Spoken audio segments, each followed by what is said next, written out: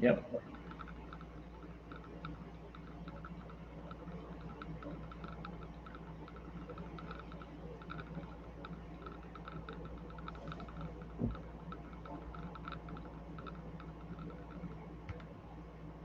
Hello, everyone. My name is Tim Mikhelishvili. Welcome. I'm a doctor of pharmacy with a postdoctoral fellowship in scientific publications and medical education. And it's my pleasure to speak to all of you. We're live on LinkedIn, on YouTube, on Facebook. And today we're going to be discussing a very timely topic of virtual healthcare, how we receive and how we deliver virtual healthcare today. We have a group of pharmaceutical industries professionals, those who are committed to the innovation in medicine, in the pharmaceutical industry, medical devices, and biotech. We've formed a group called Allout Pharma Digital. And so we have a special guest today, as well as some members of our group. And we're going to also discuss how healthcare professionals, physicians engage digitally in this era with pharmaceutical industry professionals, medical science liaisons, and others. As you know, we're currently undergoing lots of challenges with the new Delta variant of the pandemic. We find ourselves once again in a tremendously difficult and uncertain times because of the COVID pandemic. And when our healthcare is undergoing a transformation and a revolution of sorts, how we deliver and receive care is being redefined as we speak. But it's during these difficult and challenging times that we often come up with some of our best discoveries in medicine, similar to Isaac Newton, who changed the world really with his theories on calculus, on light, wavelengths of light during the London plague. And so it is the question today of, do you think virtual care is here to stay, that we're going to address. We're going to debate and discuss this topic. And before I introduce our guests, first one who is Dr. Warren Wexelman, I want to share a few of the latest data and some statistics on the trends of how it is actually that our medicine is being redefined as we speak. So let's start with a recent article from July from Nature Science Medicine Journal, which responded to this question that telehealth is here to stay, provide a very positive, very promising outlook of digital health. Up to $250 billion could be shifted to virtual care. That was the prediction last year. Only 1% of primary care visits in Medicare had been conducted virtually in January of 2020. And that increased to about 50%. Almost half of the Medicare patients received virtual care in April. So there was a huge shift, huge transition and increase from January to April of last year, as many of us have witnessed. Now, we have seen virtual care being delivered even by Amazon, apparently. We've seen lots of great case studies of cognitive behavioral therapy delivered as software as medical devices through digital therapeutics. Virtual therapy of residents through the smartphone app called Talkspace, and a range of others as well. Well, there are still concerns. There are concerns with the privacy of the data. There's high variability of how that data is being tracked and governed. But the legislation is supporting this transformation with the Telehealth Modernization Act that will expand the access of virtual care for many more patients in rural areas and others as well. Will allow all healthcare professionals to deliver virtual healthcare as well, and the patients to be the sites of care, their homes. So it's quite convenient. I know that I had a personal episode last year. I had a meniscus for which I had to receive this surgery, and I had some symptoms that recurred during the pandemic, and so I called the office, my physical therapist, and he was able to arrange a telehealth visit. After which he showed me several exercises that I was able to do and just drastically change and improve my symptoms. And so it's, I think for many of us, it has hit a personal note for as we are growing accustomed to how we are receiving medicine, healthcare. Now it has stabilized, it looks like, based on this analysis from McKinsey. While it had increased by 38 times in April 2020, it has stabilized now. And so we're going to ask Dr. Wexelman for what he observes right now at Maimonides Hospital. But the trends seem to demonstrate that a lot more companies are investing in digital health. As you can see from this graph from McKinsey. And not only is the spending being increased, but so are the revenues. And there are various different types of healthcare that may be transitioned to virtual from what we have accustomed to see as in-person visits. And so there are different forecasts that have been made. I think a lot of them are quite ambitious, but we're going to debate that here. And please make sure to comment, ask us questions you have, or your experiences or data, other statistics. But some of the concerns are coming from the elderly population, aged 50 to 80, surveyed last year, for whom that physical touch was missing prior to the pandemic, and that may have become even more pronounced as a result of virtual health. As I mentioned, many of them receiving care virtually. And so it's the quality of care that is being discussed and debated among these elderly patients. They want to make sure that they receive high quality care for conditions that are critical, in terms of that patient-physician interaction, that personal connection. And then also having difficulty seeing or hearing healthcare providers. For many elderly patients, and that's a reality. That becomes a problem when you're delivering care virtually. And then the privacy that we talked about as well. Now, the McKinsey analysis also provides a breakdown of different fields of medicine. Certain specialties may be more appropriate than others for virtual healthcare.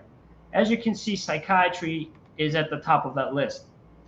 Many people are redefining also mental health, anxiety, depression. We know that COVID leads to many patients who complain of loss of memory. There's more recent data that shows that it's not COVID among many of these patients, but it's actually that chronic stress that all of us are exposed to, whether or not we're diagnosed with COVID. We're going to ask you, all of you who are joining this LinkedIn Live, as well as those who are going to be our panelists, about also what are the types of visits that may be virtualizable, that may be virtual. Is it a routine visit? Is it an annual wellness visit, or maybe a visit to a psychologist? And as you can see in this graph from McKinsey, again, a visit to a psychologist has the highest proportion of patients, about 40%, who receive that type of care via telemedicine. So I also mentioned the different telehealth apps, digital apps. And there's one that's being developed by myme.com. And this is going to be one of our subsequent sessions that we're going to host here on LinkedIn Live. Medi Durberg, she's actually a patient, who had suffered from various different autoimmune diagnoses herself, and she's the CEO of MyMe, and she has developed an app that has partnered with Oscar Health in New York that has relieved many of the symptoms of that COVID long haul, the patients, with some data as well that show that there is improvement in pain, improvement into the fatigue, and they have a team of scientists, nutritionists, and physicians who help track the symptoms in real time.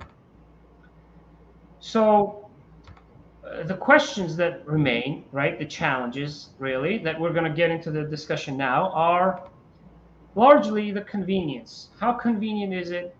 How accessible?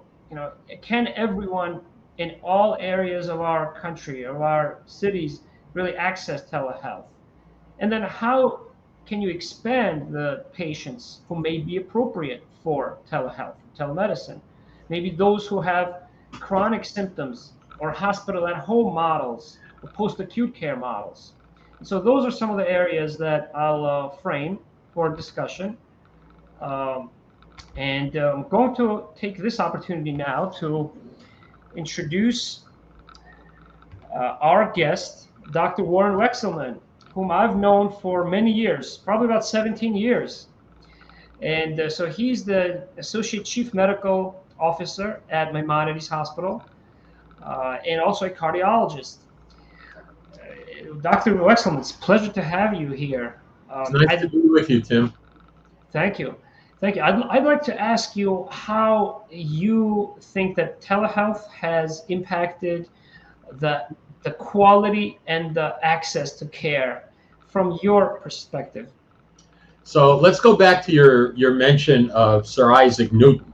That's the guy with the apple, if I remember correctly, fell on his head. Probably during the London Plague when he had nothing else to do, he sat below the tree, the apple fell. There's an old saying that necessity is the mother of invention. You have a lot of time on your hands and you're in trouble and you need something, you start to really figure things out. So clearly he had a lot of time during the London Plague. The problem is that when we're sitting here right now in the midst of this ongoing pandemic, we've had to use things that we never thought in medicine we'd use before. You talk about digital health. That's the topic of today's conversation and what I think. Let's go back to the basic tenets of doctor-patient relationships, all right? Doctor-patient relationship is probably the single most important piece of healthcare that there is. Having that relationship with, it used to be just your physician, now obviously it's with any of the various providers who provide healthcare, like nurse practitioners and PAs, nurses, techs, etc., to be fair to everybody. But if we just sort of look at it as the doctor-patient relationship for the moment, it's based on an interaction and a closeness and a connection with doctor and patient. And the way we do that, and the way we're taught to do that actually, is by touching the patient, physically touching. So I have, as a cardiologist, a dozen different ways to know what a patient's pulse is. And most of the time, frankly, it's not even relevant to what I'm seeing them for that day. But here's what we do. We take our finger and we put it on the pulse. Not because I want to count how many beats they have in 15 seconds and multiply by 4.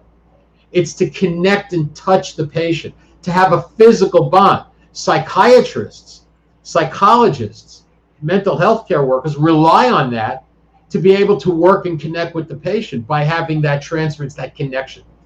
So what digital health has done, because it had to during the pandemic, was really try to connect in some way to the patient. Now, of course, during this pandemic, we've had to use resources that we never thought about using before. Telehealth, as you call it, as we call it, the ability to do examinations or to have some sort of interaction with the patient obviously became real.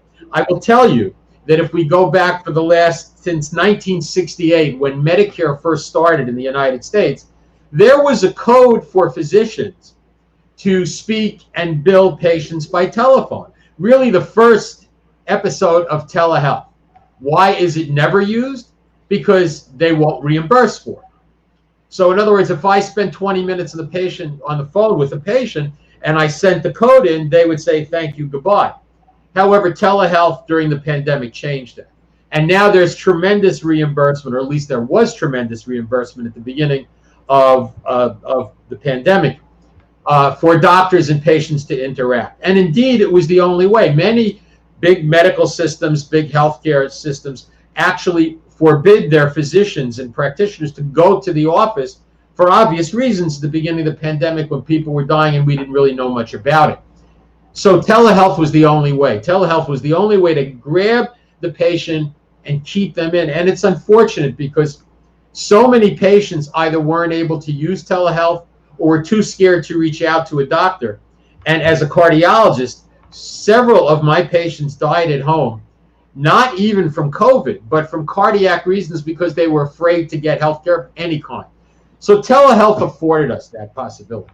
What happened to telehealth afterwards is as the pandemic started to cool down a bit and patients were starting to go back to doctors' offices that were open. I know we went back 2 weeks earlier than our healthcare system would have liked us to do, but we needed to. Patients and doctors stopped using telehealth. Let's remember something about telehealth. It's really good if you're just talking to a patient, but to physically hear and see lung sounds, heart sounds, to examine, to touch and feel, it's just not there. So telehealth at its present level now is very, very limited. Now, you showed graphs, and I hope everybody saw those graphs that's watching via their devices, that psychologists and mental health care workers, social workers, are using telehealth to tremendous benefit. And that's real, and that's good because, frankly, they have the interaction. But for a general internal medicine patient, or for a cardiac patient, or example, if you had gone to your orthopedist, for example, and had to have them examine and feel your knee and your meniscus, it would have been very difficult. So we go on our experience. You know, I think I've told you before, I used to always say about healthcare, about being a doctor, it's not that hard. I could do this at home in my pajamas, and just on the phone. And in fact, that's basically what we did during the pandemic with telehealth. Well, I didn't really wear pajamas. I kind of wore just nice clothes. At the end of the day, there are some things that you can't do. So I think it has its place. I think what you will see is obviously the curve goes up in the beginning of the pandemic, right? Levels off during the pandemic, and then it drops down to a point and will stabilize. I think there will be physicians, because there are tremendous incentives now from insurance companies, from third-party payers, to use telehealth, and they will use it. The quality of what that is for patient care, I think that's the issue. The next issue is you got to level the playing field, and you sort of mentioned this in your opening remarks. Let's remember that not everybody has multiple devices and broadband everywhere. In fact, many of the areas, the socioeconomic areas that need constant health monitoring, don't have internet capability, don't have tablets or devices, all right? And if we're going to offer telehealth, we better offer them the means to get to the telehealth. And then let's look at the biggest users of healthcare, the older population. And I say that with a smile on my face, as I am part of that population right now. You met me, I was a lot younger. But you look just as young today, by the way. Thank you very much for saying that. I appreciate it, and the check will be in the mail, Tim. But, you know, if we look at our seniors, all right, technology is not something that comes easy. You know, the 40-year-olds of today, who will be the 60 and 70-year-olds soon, they will be very familiar with it.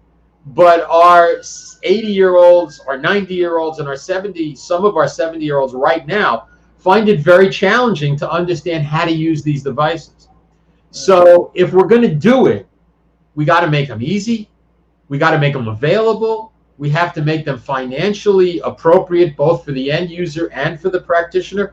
And we haven't gotten there yet. So there are still lots of challenges. Will it find a place? Yes, it will. All right, it certainly will. But is it going to be the answer to everything? No. But I think in medicine, Tim, there's no one answer to everything. Everybody's different. Sure. Every disease is different. Every disease within everybody is different.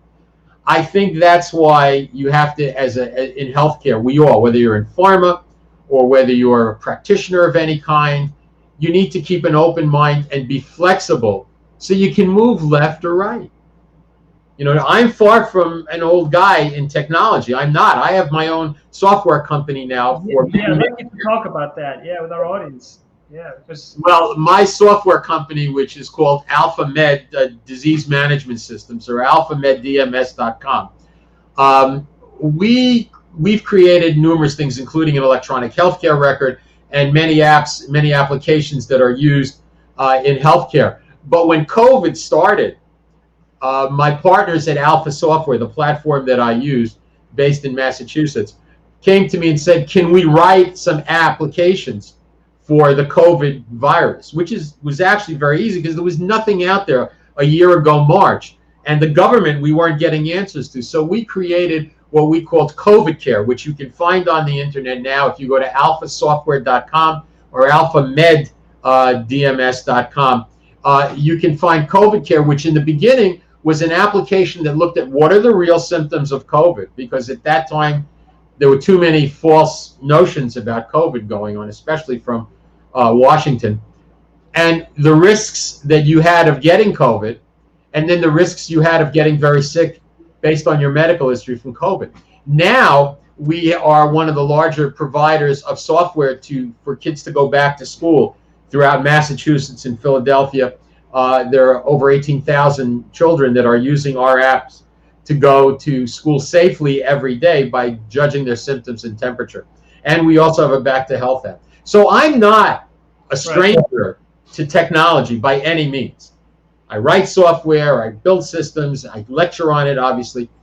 But many physicians, especially the older physician, who are still active and engaged medically and in practice, are not necessarily the biggest users of digital care. So you see, digital healthcare is still in its infancy.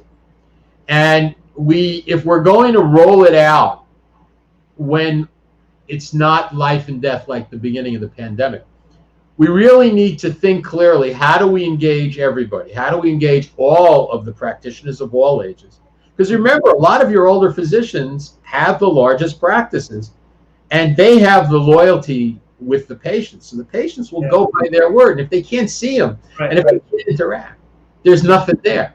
So indeed, you know, we've got to be able to figure out how to get everybody that's practicing the art and science of medicine, as well as how do we get all the patients? How do we ensure that they will have it?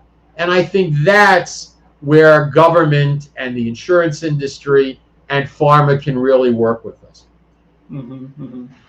Yeah.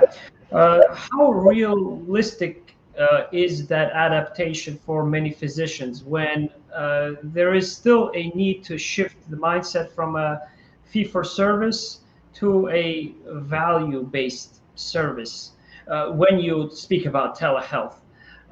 You know, do you think that the structures are in place for physicians to be incentivized to use telehealth right now? No, right? Yeah, look, let me give you the biggest version of that.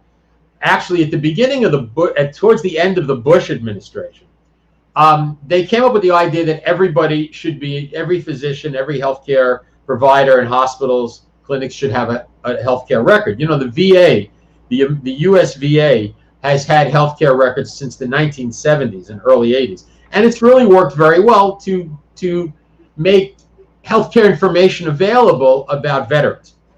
And during the Obama administration, the idea of meaningful use came out. And what it was they incentivized all of us to get an electronic healthcare record and adopt it and use it. It's very interesting. So what they did is they gave us $44,000 if we got a healthcare record, used it, and then gave certain information to the government about how we were using it and about the patients. That was for Medicare. For Medicaid, they gave us in the 60s thousands. But when you count up what they were charging, it was for installation and to have a tech, you were right in the red from the very beginning. Plus, healthcare records, mine not included, electronic healthcare records, are not designed to be quick and painless and easy for physicians to use. In fact, physicians hate using their electronic healthcare record. It takes them 3 times the amount of time to see a patient. And what does that mean? Either they're going to work longer and burn out, or they're going to see less patients. We're not accomplishing what we set out. So the incentives didn't cover it. The healthcare records itself that we're using are horrible, and physicians hate them. And the patients suffer, because when we started using the major electronic healthcare record 5 years ago, patients would wait in my office huge amounts of time for us to log them in the beginning when they first come in, and for each office visit by going through their history and all the things that were required. So the idea is good. It just wasn't done well at all. But here's the worst part. All of the major electronic healthcare record systems, like Epic and Allscripts and eCliniWorks, and there's a free one that physicians use, they were never designed to share the information everywhere. Now there have been some laws that said you must be able to have that information available to patients right now. But to share it between systems, they weren't doing.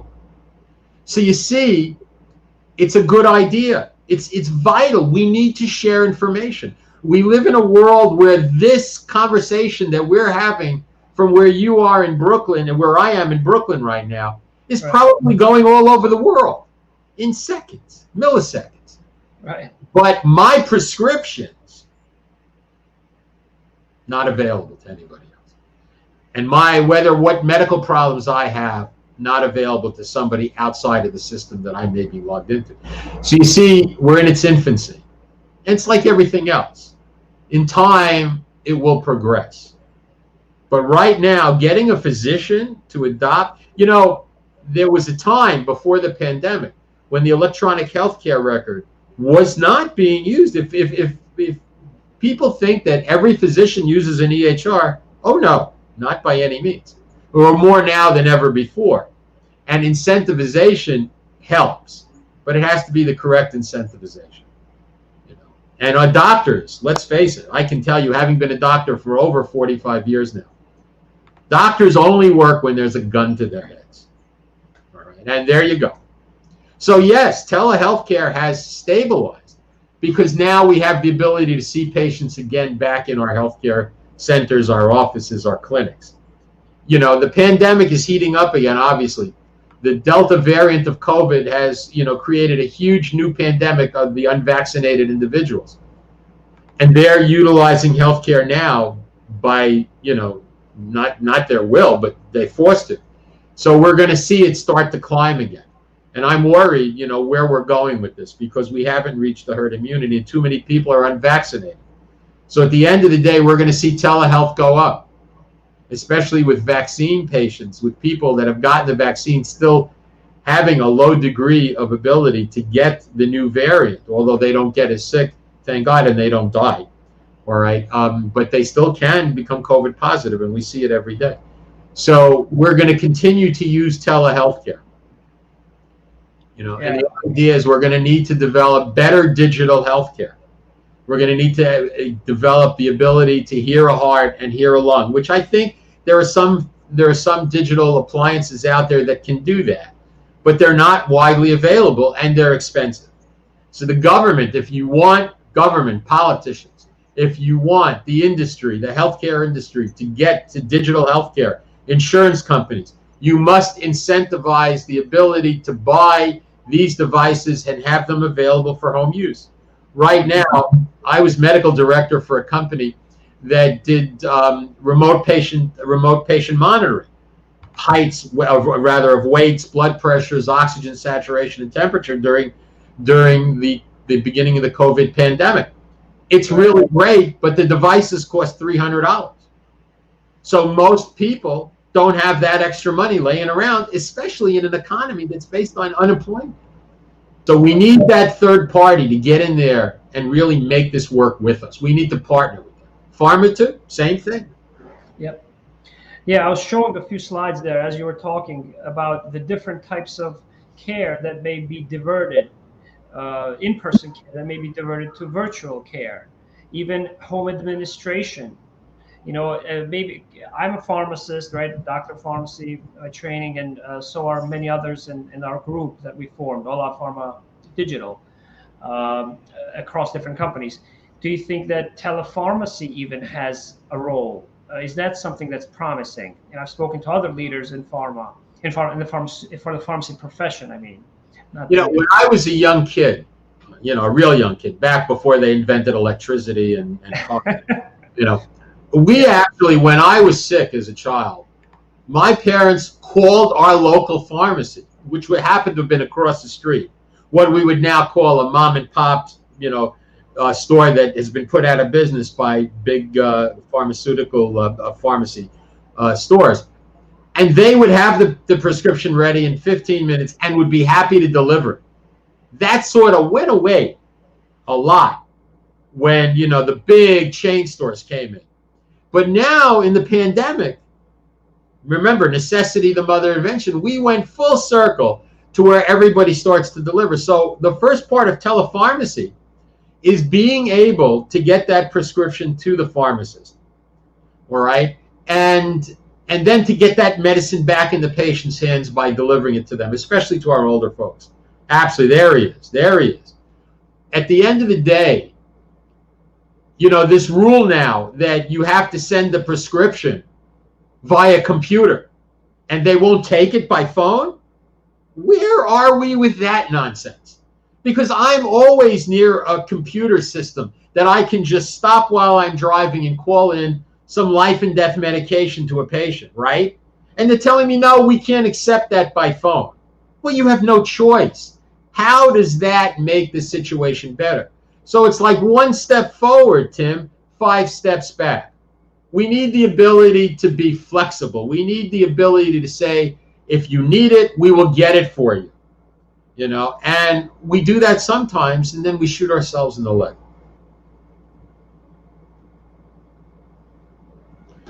You're Okay, there we go.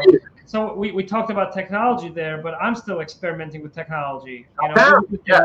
Yes, apparently. So, but as you were speaking about that, the quote, right? Necessity is the mother of all invention, I believe, right? I actually was finally able to show that the image of Sir Isaac Newton. I went to school with that guy because we all had long hair back then, or hair. Okay. Yeah. I think the visuals also help with the audio. So, LinkedIn Live here, the pharmaceutical industry. Let's shift gears a little bit and talk about the pharmaceutical industry, because I think now pharmaceutical companies are going live on LinkedIn, such as Pfizer, Boehringer Ingelheim, and, they're redefining what competition is, and they're going from competition to collaboration.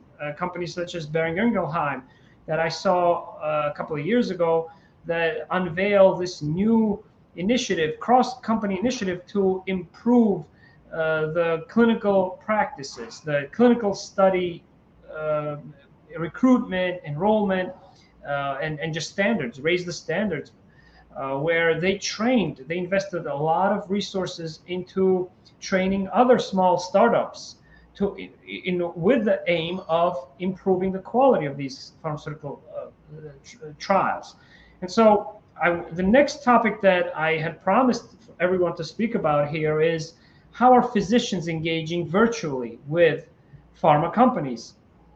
I'd like to show just a few slides and then have you provide your insights. And those who are actually logging on and are live on LinkedIn, please ask us your questions, your comments, about how you're engaging with physicians and with medical affairs professionals, with MSLs as they're known as well.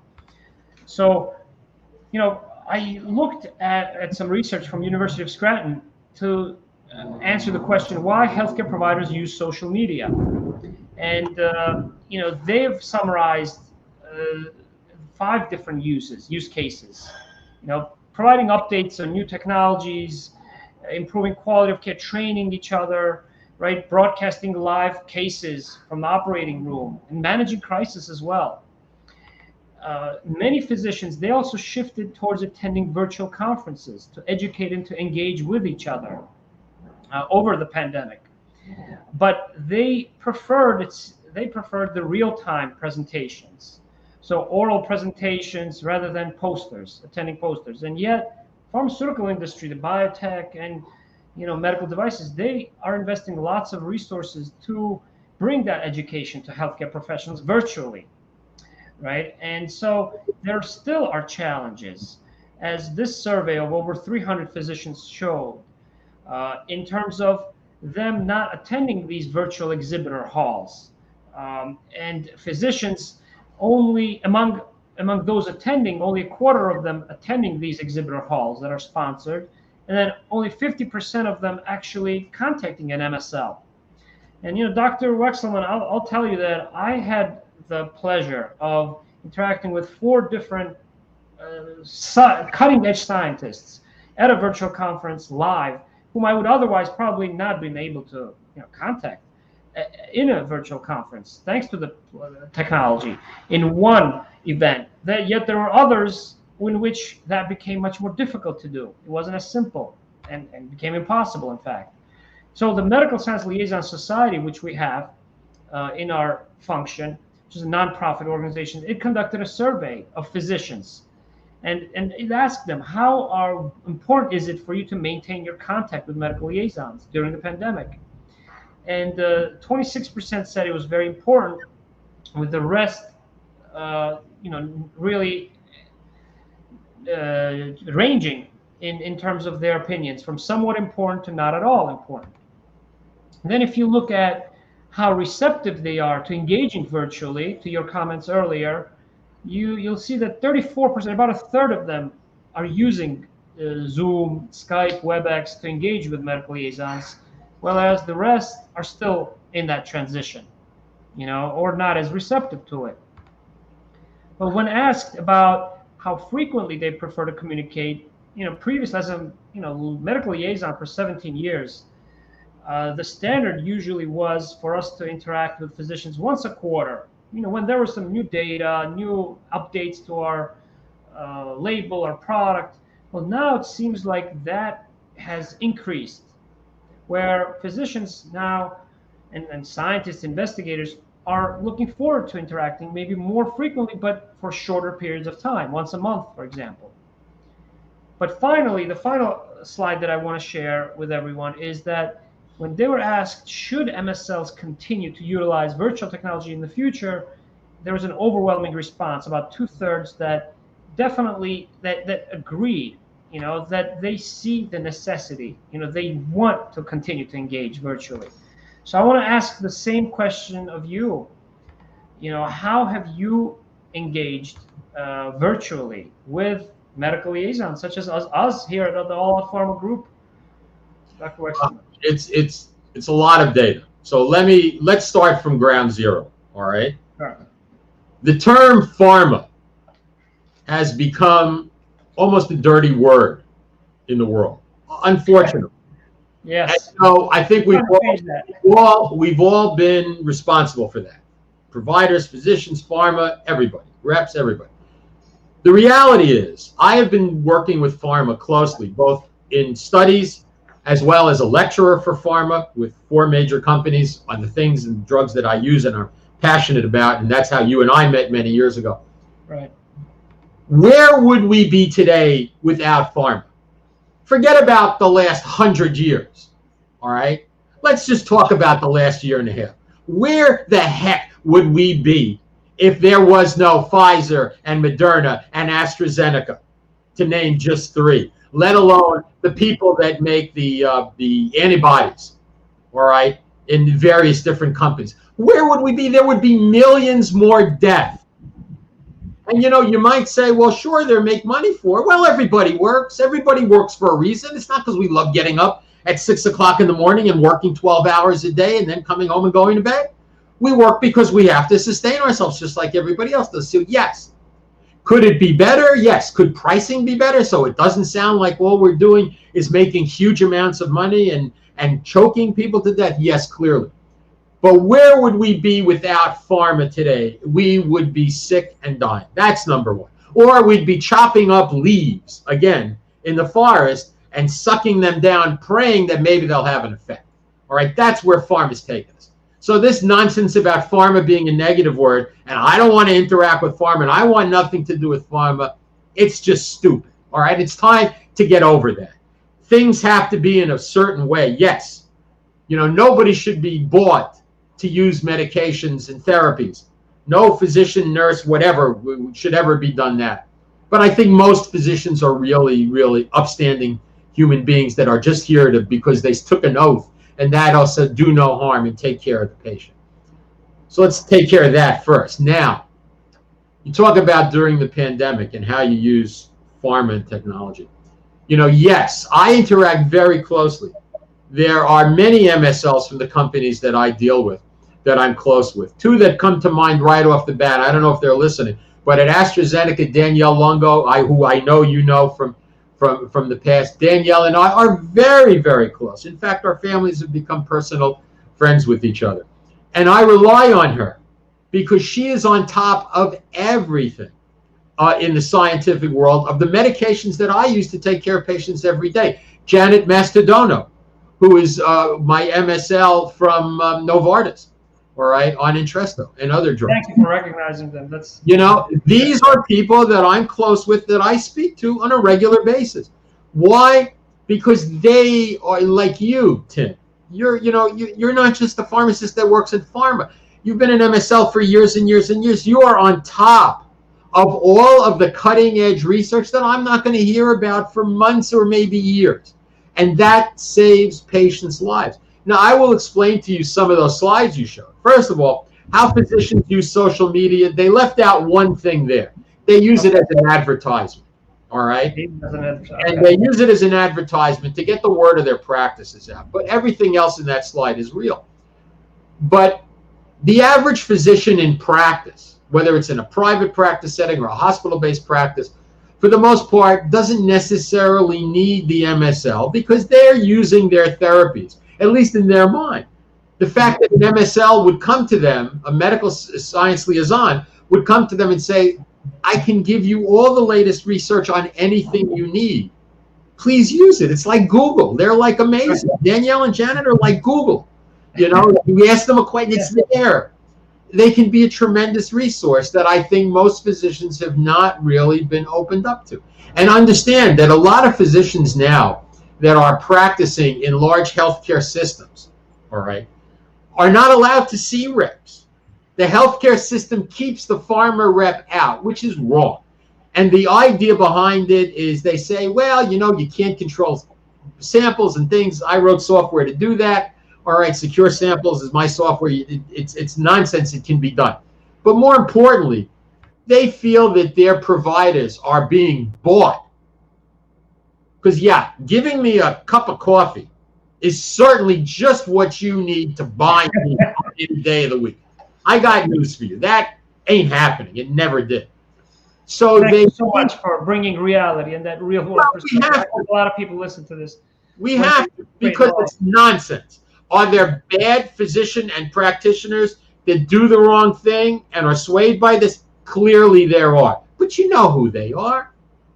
You know who they are. You don't go to them. You don't deal with them. All right? But for 99% of the providers of all types in the United States of America, they're upstanding good people that are there to serve. All right? And so keeping information away from them is a disservice, and it's wrong. So many of these healthcare systems don't allow pharma reps in, and they don't allow MSLs in, and their practitioners are losing out because of it. Yeah. You know, so I think there's a tremendous value to it, and I could not imagine. All right, especially I try to stay as best as I can on the cutting edge. You know, I live through all over the United States. I need to know when something breaks, good or bad, and you know, before I'm going to get it online. Yeah. You know, my MSLs reach out to me right away and say, I just want you to know that. And when the FDA approves something, it may not get to CNN for a few days. Yeah. All right. But my MSL gets it to me that day or the next morning. So seriously, if physicians aren't using MSLs and their reps the way they should be. My device rep, Vinny Iacono, from the Abbott, pacemaker division, I couldn't function without him.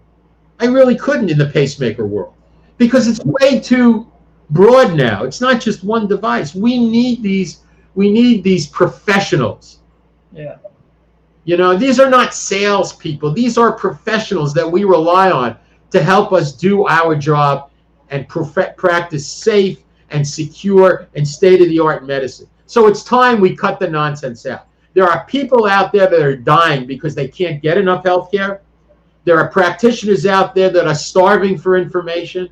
And pharma can lead the way to doing this.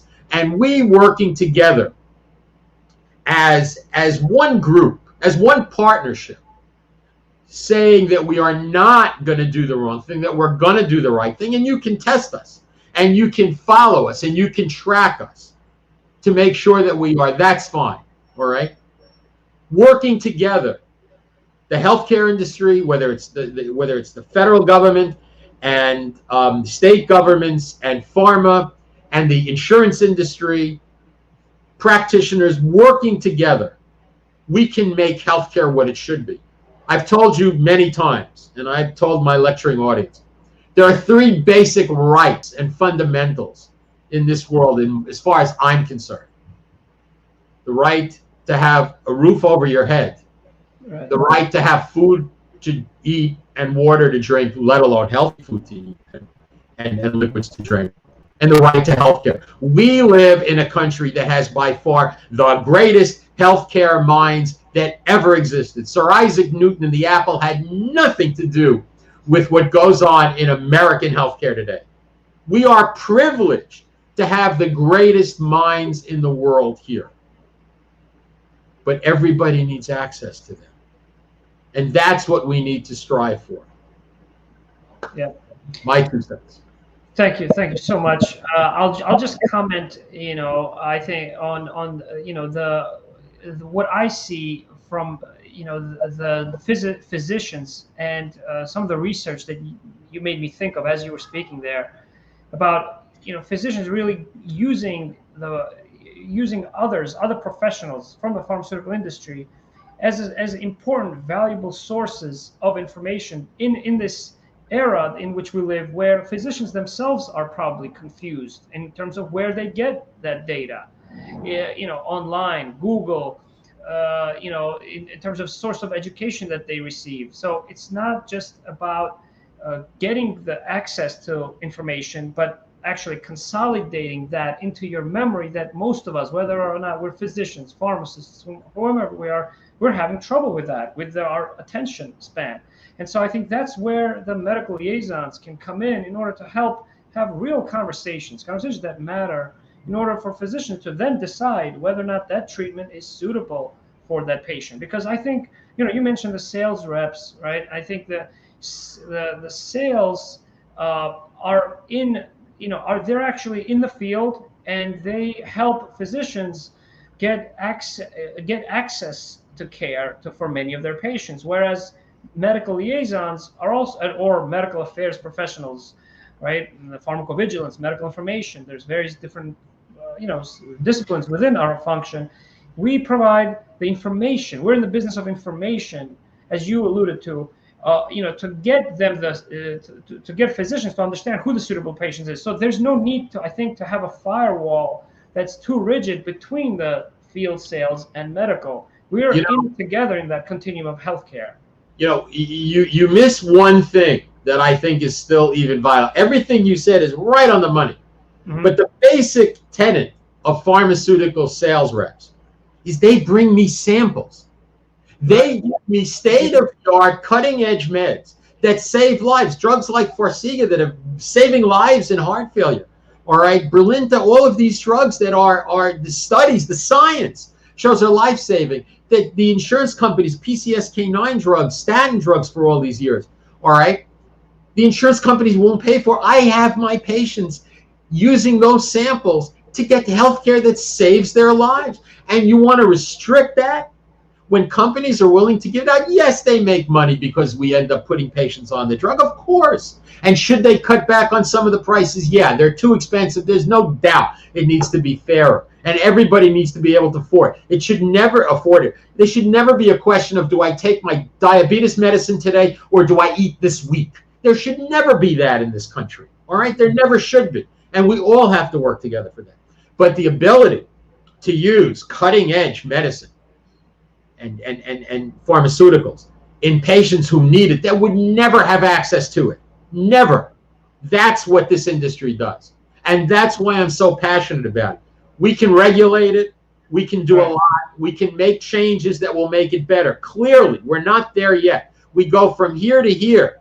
We need to be here. And we can do that because we're smart. The whole group, we're smart people. We can make it work. Let's do it together. And let's make the difference. Yeah.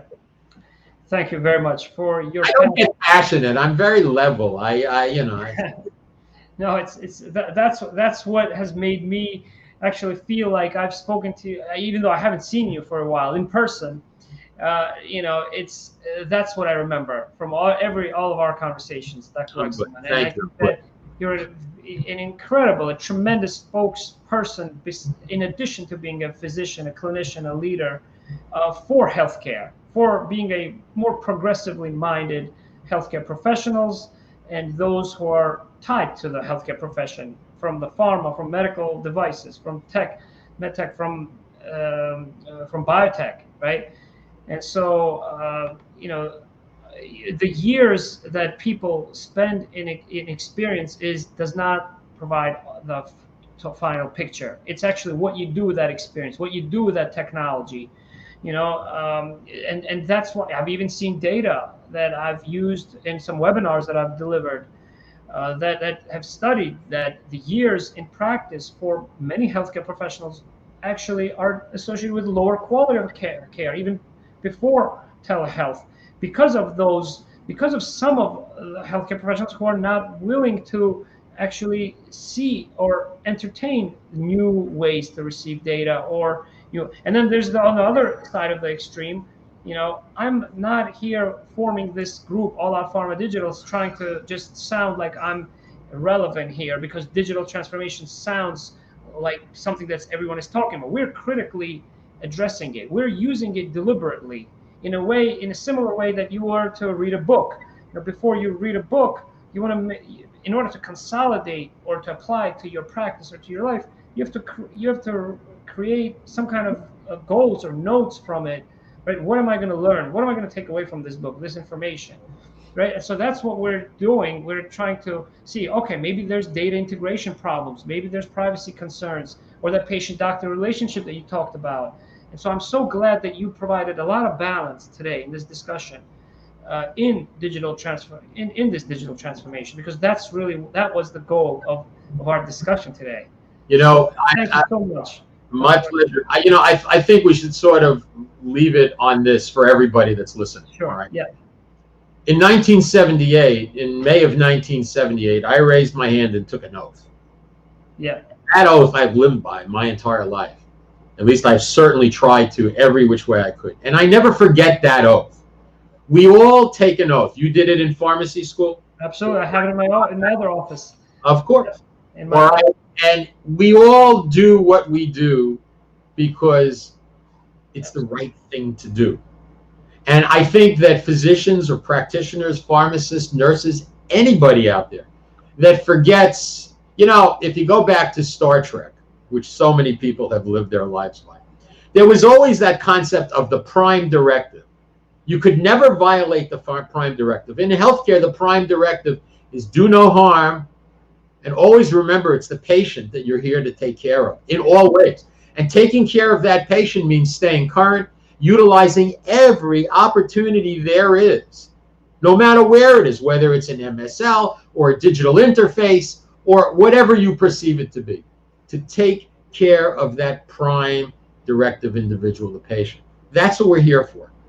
And we can never lose track. And when you talk about physicians losing track and not, their healthcare quality going down, it's because they've gotten tired, they've gotten beat up, they've gotten lazy, and they forgot why the hell they raised their right hand to begin with. And we can never, ever forget that. None of us can.